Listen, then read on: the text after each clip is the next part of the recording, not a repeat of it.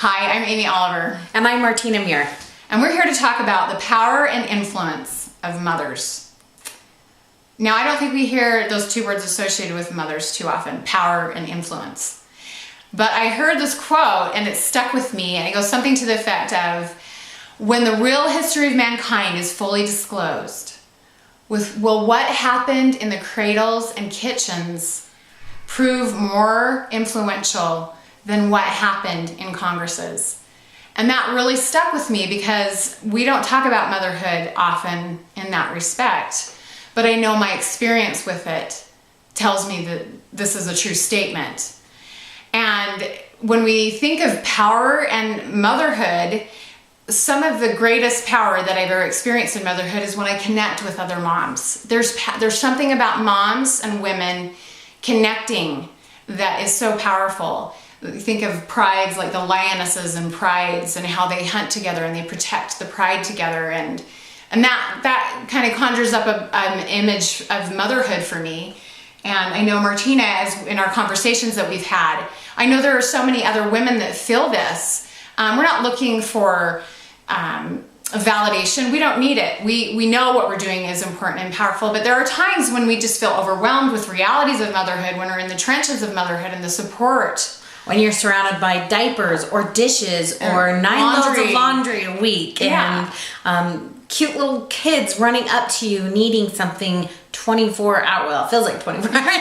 It feels like 24 hours a day, but every waking second, it's that nonstop pull, and you can feel so disjointed and overwhelmed and that we lose our focus, as moms, and I think that we want to really tap into that power, and part of that is having a place to go to connect as moms. And Power of Moms has provided that. And for me, I attended a retreat recently where there were just around 100 moms in attendance, and when we calculated the total number of children we represented, it came to 500, and that really hit me as we really start to get an understanding of what that means. And there's statistics, of course, but you think there's a child behind every one of those numbers, and that is huge. It's a huge influence.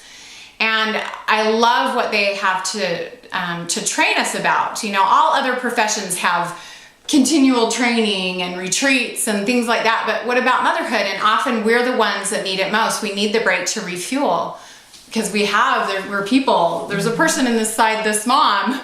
And some of the core curriculum that they focus on, which I really love, we talk so much about the family, about the world economy, but the family has an economy.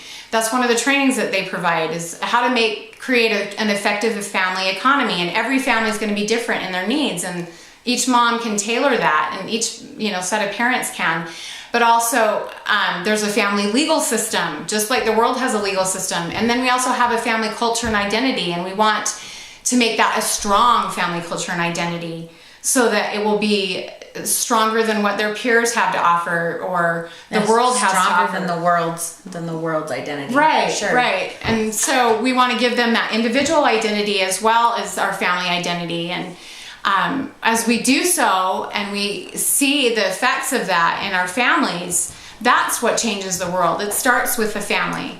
And I think in Martina and our conversations and the different seasons that she's been as a mom, the different experiences that she's had, it's helped me to realize it doesn't matter where we are in our journey in motherhood. We can still connect and draw strength from one another. And the types of moms, because that was one thing that I was mentioning to Amy, is that in my lifetime I've actually been three types of moms in a sense. I've always been a mother, but right now I'm married and I have 4 children.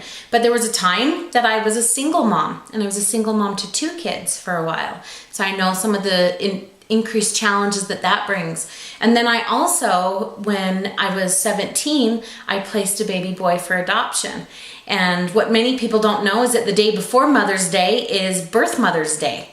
So there's another level of motherhood. And then, of course, there's also, with my situation, I knew that was what was best for my son, and I loved him so much that I was willing to sacrifice myself to give him more than what I could give him.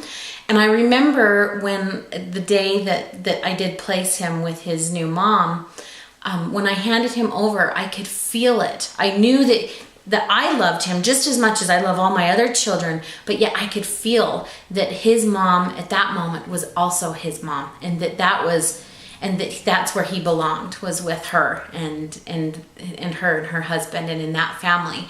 And so although we have different seasons in life, and there's different types of moms, and there's different situations and experiences that we all have, that we can come together and to support each other. And that when there are those hard times, because there's hard times no matter what mom there is all around the world, there are hard things that we have to go through. There's hard moments and times that we need each other and need to be lifted up and strengthened. Yeah.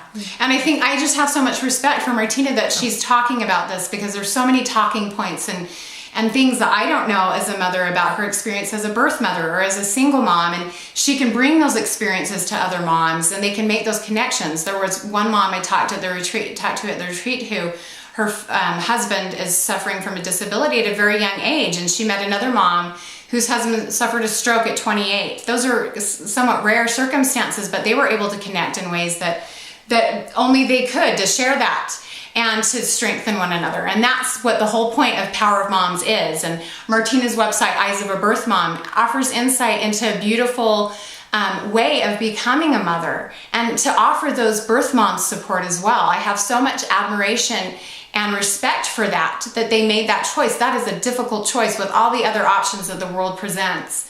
That's a difficult choice, and a lot of birth moms don't get the support and respect that they need. So wherever you are in your journey and motherhood, we want to come together and celebrate the roles that we have, and celebrate and enjoy and have a happy Mother's Day and a happy birth Mother's Day. Thank you for joining us. Okay.